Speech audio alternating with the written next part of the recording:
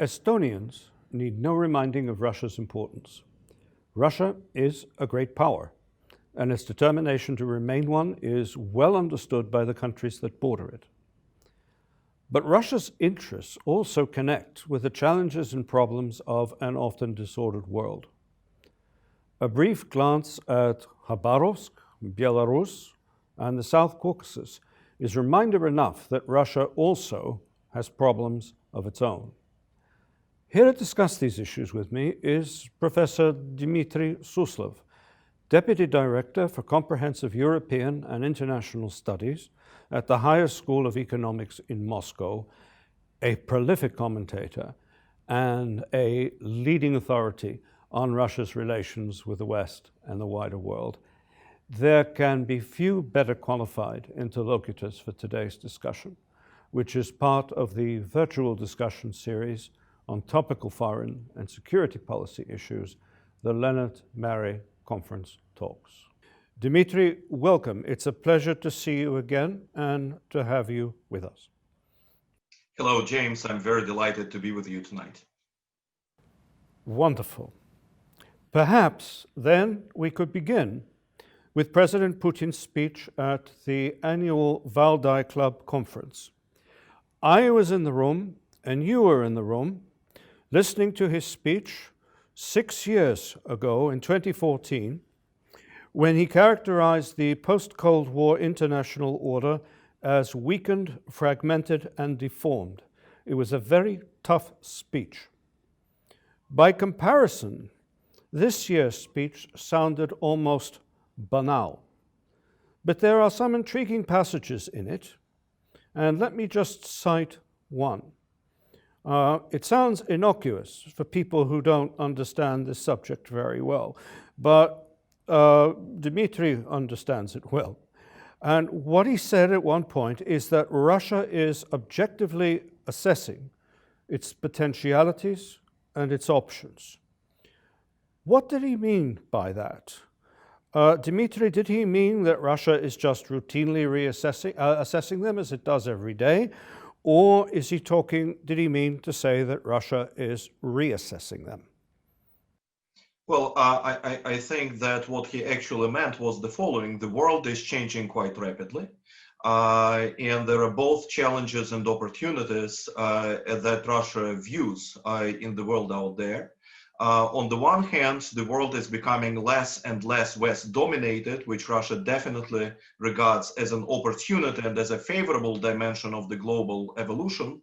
On the other hand, we witness an emergence of two new superpowers, which is the United States and China, whereas Russia is not one of them. And it makes basically Russia faces the prospects of leaving the top league in global politics. Of course, Russia will do its best to postpone that moment as far as possible, but nevertheless, we have to think over and adapt to the world in which we are not among the most powerful countries today and in the observable future. And also, of course, the Russian confrontation with the West continues and will continue to be very intensive in the observable future. So I think this combination of positive and negative trends, the challenges and opportunities, was what was behind Putin's comment about Russia re-evaluating itself in the world, reassessing itself in the world. Another interesting trend that Russia recognizes is a profound strengthening of independence in foreign policy behavior of multiple regional actors, such as Turkey, Saudi Arabia, some other countries in the Middle East. This also provides Russia with a combination of challenges and opportunities. So Russia kind of approaches, adapts to this more complicated environment in order, as you said very rightly in the very beginning, to strengthen itself, to continue its role as a great power. Excellent. That means so far we're on the same page. you agree that there is a reassessment taking place, because I can assure you not everyone else agrees. I mean, even amongst my colleagues in the West, when I raise this, people ask, is this really happening or not? And I can see, reading as I do the Russian press interviews of people we both know well, that this point is also a bit sporny, contested in Russia itself.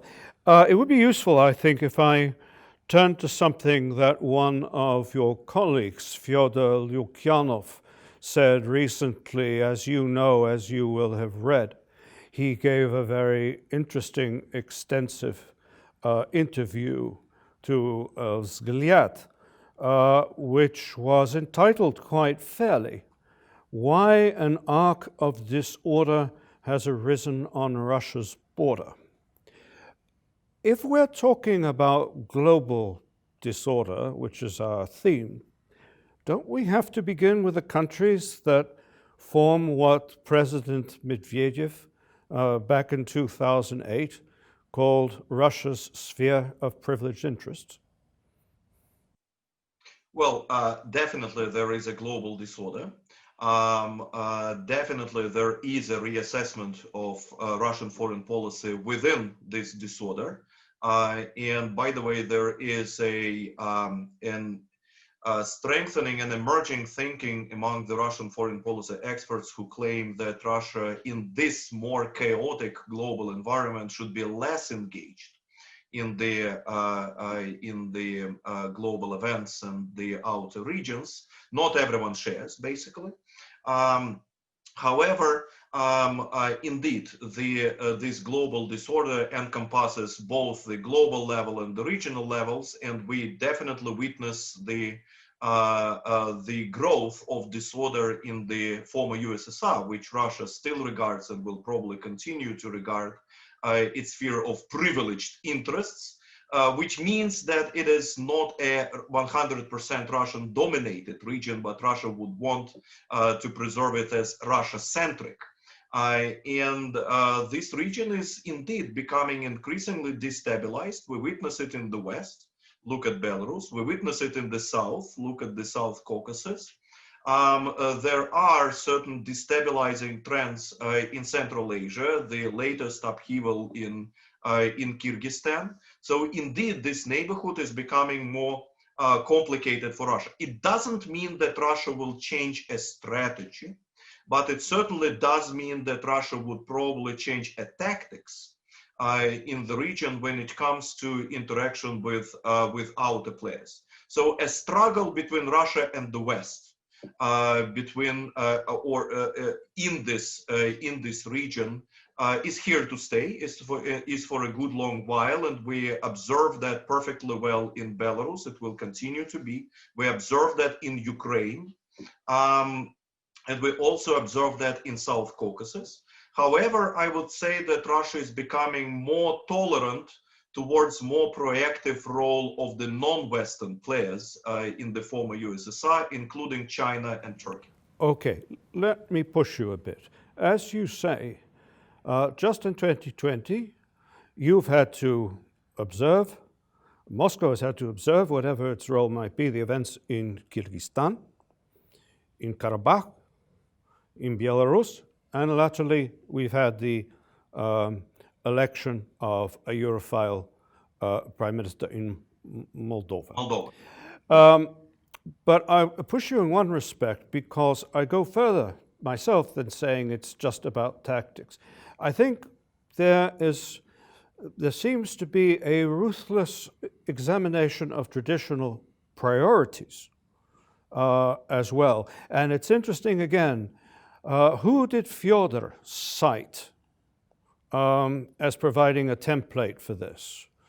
Alexander Solzhenitsyn, his famous open letter of 30 years ago, where he was asking, what of the former Soviet Empire should we keep and what should we not?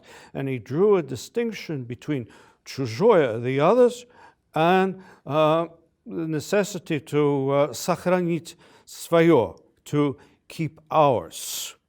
Well, that shows a bit what has changed and what has not changed. Because in this framework, Central Asia, from a civilizational point of view, which of course is Solzhenitsyn's frame of reference, that's чужой, that's the other.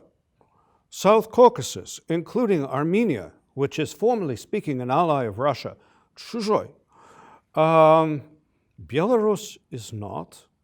But the interesting thing, and this suggests what has not changed, Ukraine is still in Russia defined as свой. Now, do you disagree with that? I don't. Definitely Belarus and Ukraine are considered like ours. Objectively and ideally should be at least not enemies of Russia, ideally allies of Russia and participants of the Russia-centric integration.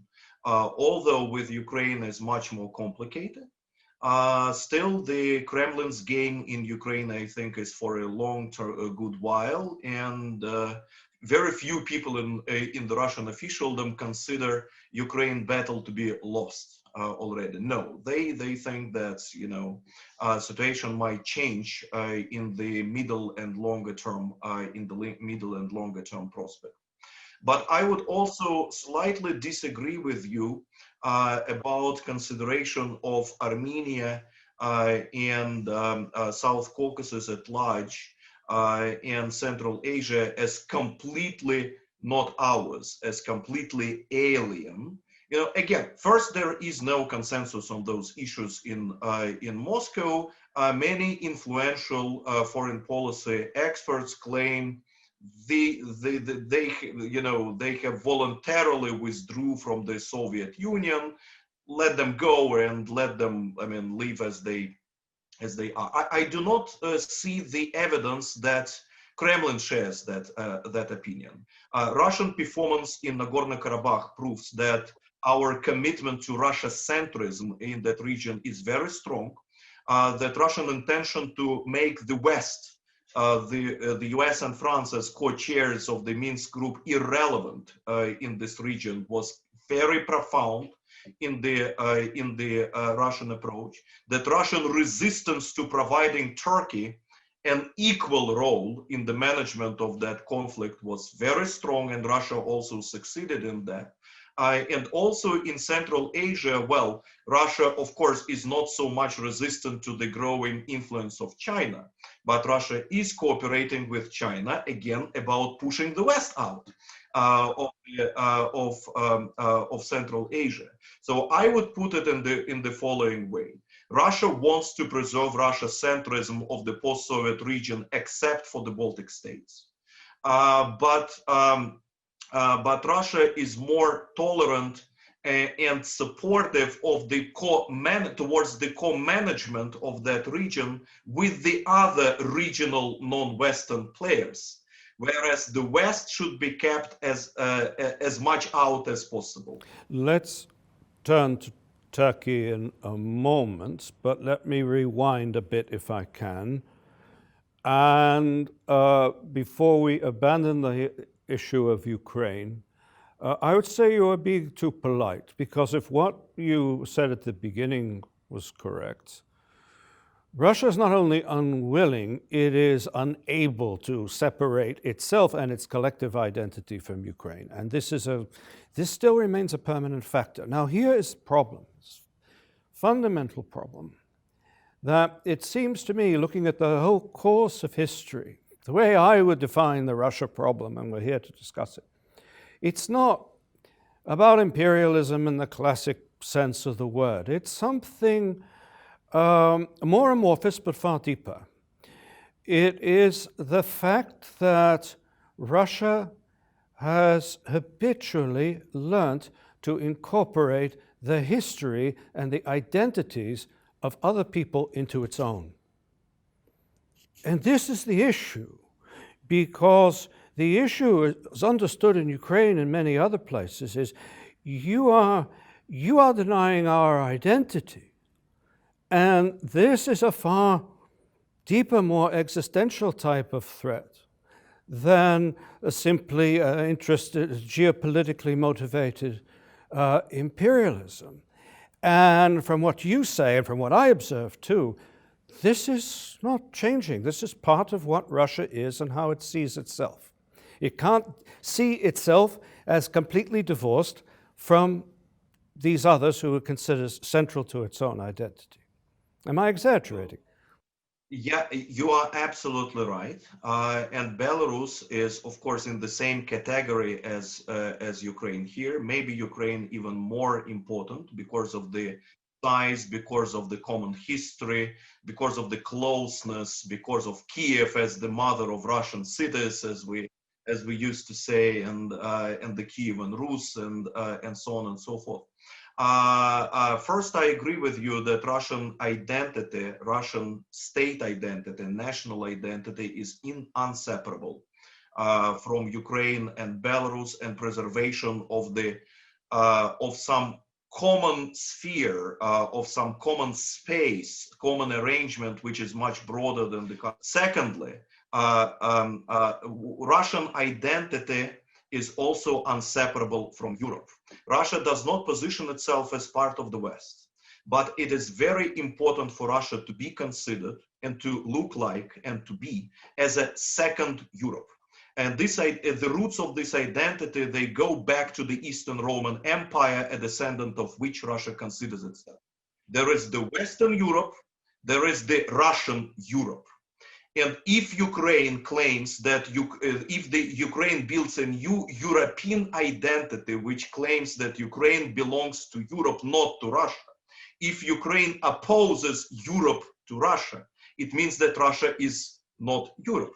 It means that Russia is refused to be regarded as this second Europe, which is not junior in any way, or wants to be not junior in any way to the first.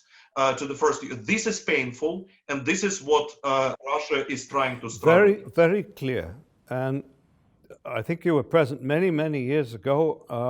I said at one point that what is not often understood about most Russians, apart from those who just see themselves purely as Eurasian, but most Russians, that Russians see themselves as European, but not liberal.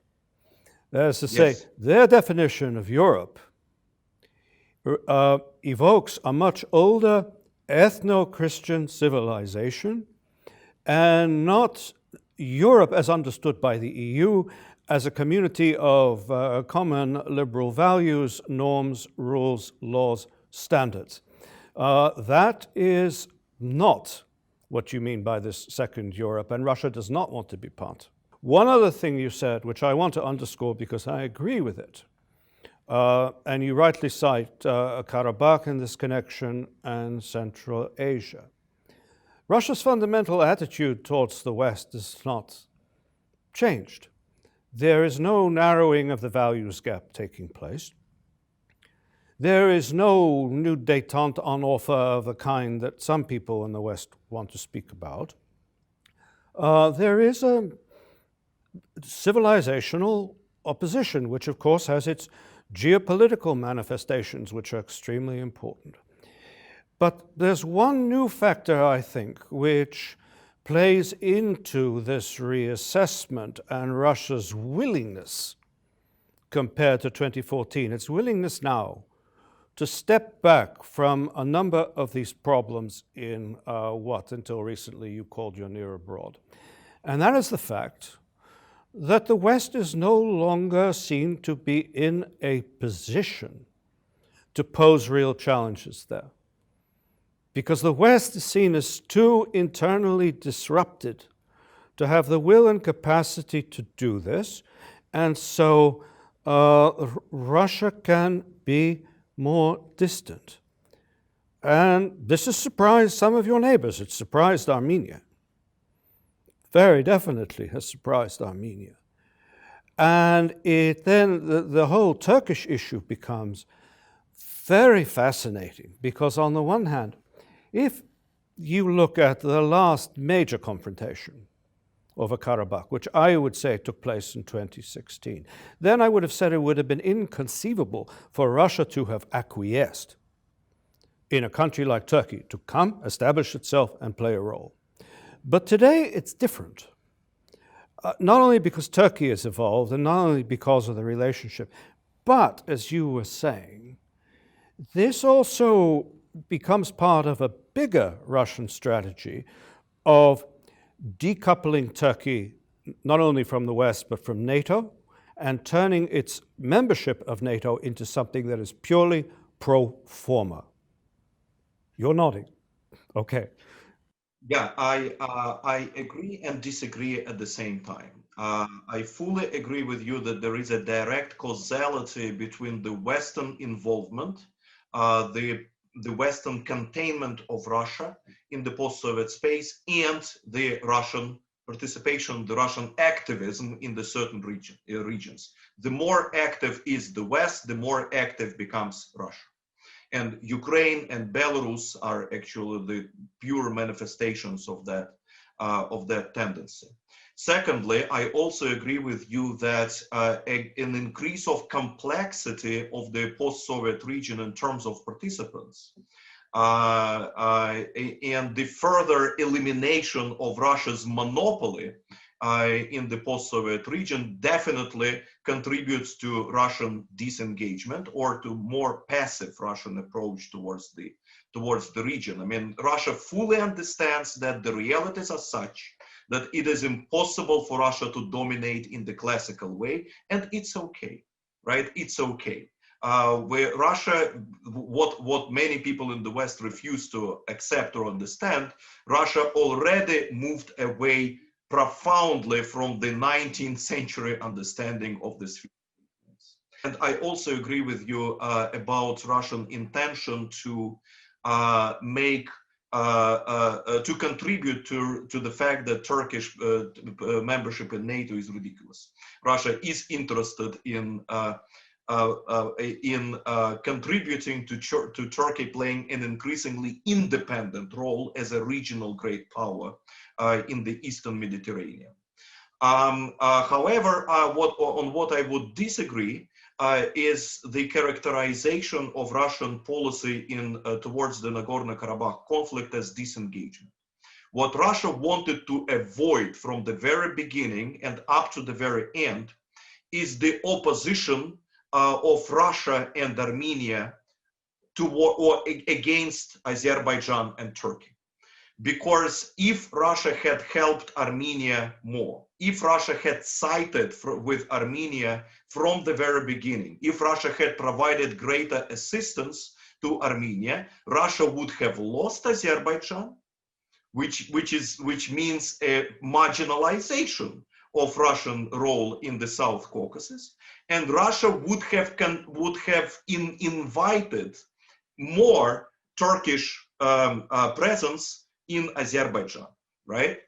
Because Turkey would have engaged much more greater if Russia had helped Armenia. This is precisely what Turkey wanted. Turkey wanted 2+2. Russia and Armenia on the one hand, Turkey and Azerbaijan on the other hand. That would have institutionalized Turkey's presence in the South Caucasus, and that would have put Turkey at the same level to Russia. That was unacceptable. That was it was much more important for Russia to avoid that scenario than actually to do anything else, and including to finish war. And we succeeded in avoiding that scenario. And the current resolution, basically makes Russia the central player in the South Caucasus, not Turkey. Turkey is still kept at a very different level, and we have not antagonized Azerbaijan. The Russian-Azerbaijani relations are now much better than they were before the conflict.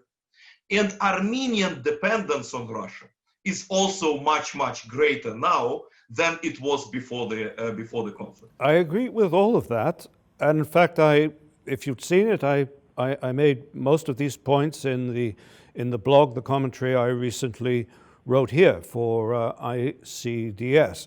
But Russia has repositioned itself, and I think it's possible to say that it contrived in an outcome that obliged Azerbaijan and Turkey to do the heavy lifting, and it from this collects the fruit of victory, but understood in a completely different way, and which makes a very clear distinction between the technical terms of the Collective Security Treaty and Karabakh, which is not officially recognized territory, and outside it.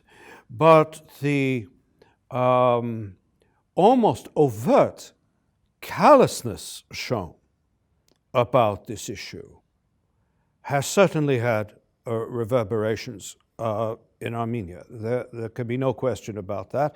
Despite the fact it's more dependent, you have lost trust and goodwill there, and you might be prepared to make that trade-off.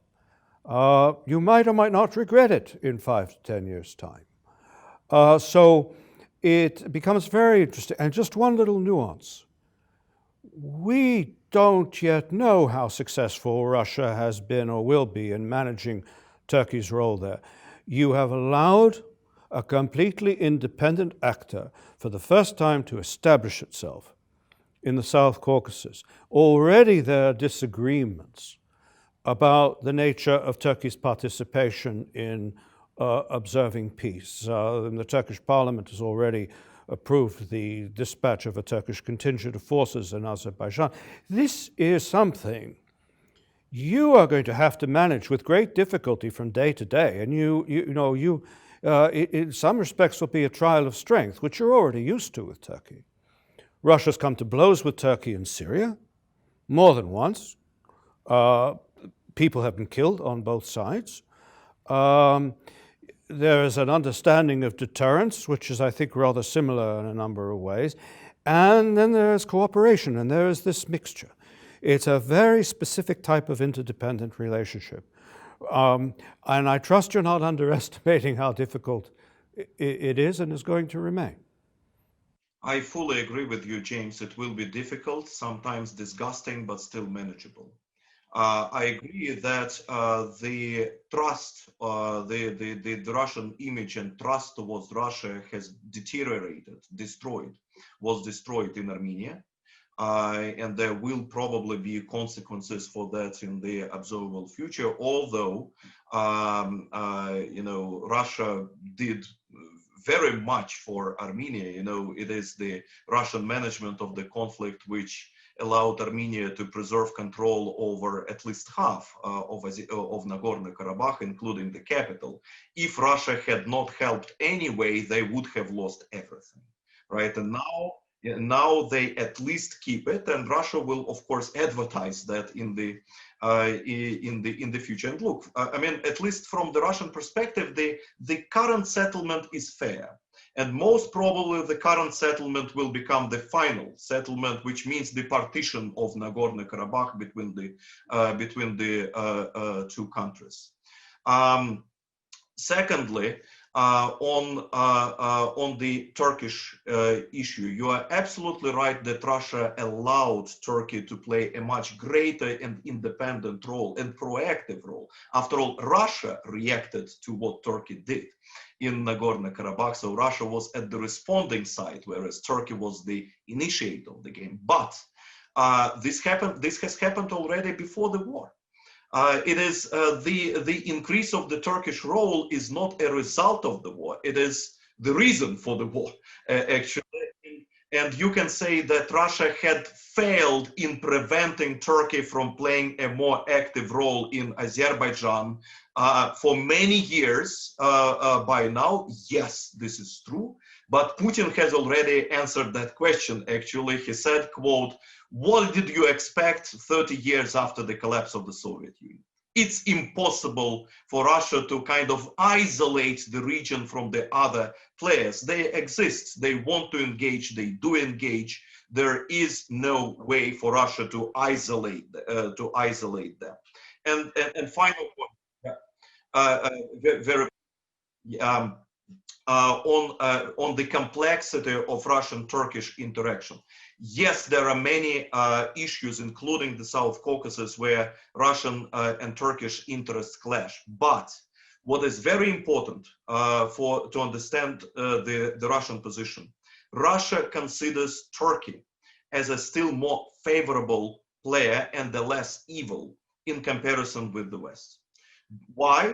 Because Turkey can be aggressive and difficult, but it is not anti-Russian. It is not regarded. It is not It's not viewed. regarded as that. Okay, fine.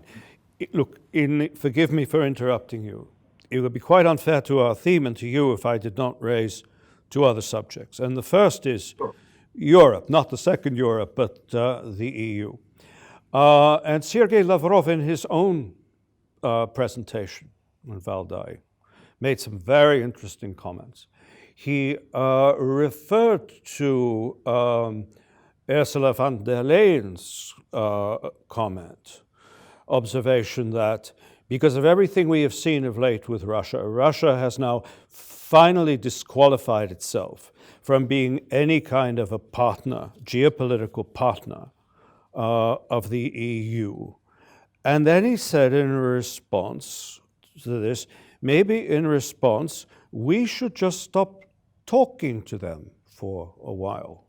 So how do you interpret that? I interpret that as a very strong message, among other, that domestic affairs is very important. And that there are few things more important for Russian policy than what we regard as intervention into the Russian domestic affairs. And the apparent support for Alexei Navalny was regarded precisely like that. Of course, it does mean that Russia would stop talking to Europe. Come on, I mean, we have interdependent relations, we need each other. Russia needs dialogues with Europe. Preservation of Russian dialogues with France, with Italy, with Austria are regarded as very important dimensions of Russian policy towards Europe on the one hand, and in terms of management of our confrontation with the United States on the other hand. So I don't expect that there will be a qualitative deterioration of the relations further. Even Nord Stream 2 is still supported by Germany and by Russia, and probably will be concluded. I interpret that as just an alarm bell, as just a very clear indicator that, look, dear European friends, on this particular matter, you crossed the Rubicon, right? You did something completely unacceptable. Remember that, right? For the future. Well, for Europe, the Rubicon was crossed in 2014, and I'll just quote the statement of the French permanent representative to the UN, who said in the Security Council, after the annexation of Crimea, of course you would call it incorporation, reincorporation of Crimea. He said Russia has vetoed the Charter of the UN, which is a very significant statement given the fact that even now Russia puts all its emphasis on upholding the Charter of the UN. So this was for Europe the Vodorazděl, the watershed, 2014. Certainly not anything, this issue with Navalny. This is an accumulation. This is after a result of a great accumulation of factors. And I'm not going to talk about Navalny because we'll start spinning around in circles. But it has to be said also, and again, it's just a nuance. If we were talking about the issue of Nord Stream 2 6 years ago, I have no doubt there'd be a healthy consensus in Germany not to build this pipeline. The problem now is that it's 97% completed. And so the Germans who have opposed the Green Party and said we must complete it are really just taking a very hard-knuckled practical view of this, and cancelling it now would have terrible legal repercussions in Europe. So I think this is less significant than many think. There has really been a change of attitude in Germany. It doesn't mean they're throwing everything. Just very brief, I remember a mutual friend of ours who comes to Valdai, who is both German and Russian, I won't mention his name, who said to me back in 2008, he said, I hate Angela Merkel Because before we had Angela Merkel, we, Germany and Russia, were just like a family. Well, no one in Germany now, very few people are left in Germany who still regard Russia as part of a family. Okay. So, you know, there is a qualitative change here. But James, maybe my characterization of Navalny as Rubicon, crossing Rubicon, was a bad formulation. I agree with you that cognitive deterioration and mutual alienation happened long before, completely. I mean, indeed, I mean, Russia also stopped considering Europe as a favorable counterpart many years ago. However, on Navalny case, you know, it was important for Russia in terms of the rules of confrontational relations, or rules of adversarial relations, and Europe's refusal to, or at least the West European countries, refusal to exercise policies vis-a-vis Russia, which look like oriented towards regime change. Was an important part of the rules, right? And with Navalny, you know, it may be no longer there. So this is why so negative reaction from Moscow. Last word on Nord Stream 2. From the Russian perspective, it is not just 90% completion of this pipeline, but Germany's unwillingness to capitulate in front of the American pressure. Germany has to fulfill this project because it is strategic, because it symbolizes what Germans mean by strategic autonomy nowadays. About which Germany and France deeply disagree. But Yes. in all of your answers, what you've emphasized, what I emphasize, is between the West and Russia, we are not just talking about opposed interests. We are looking at we have very different views of reality, and this is still a factor. In 60 seconds remaining, your take, please, on Donald Trump's legacy. Well, Russia considers Donald Trump's legacy negative when it comes to US-Russian relations and positive when it comes to the international disorder.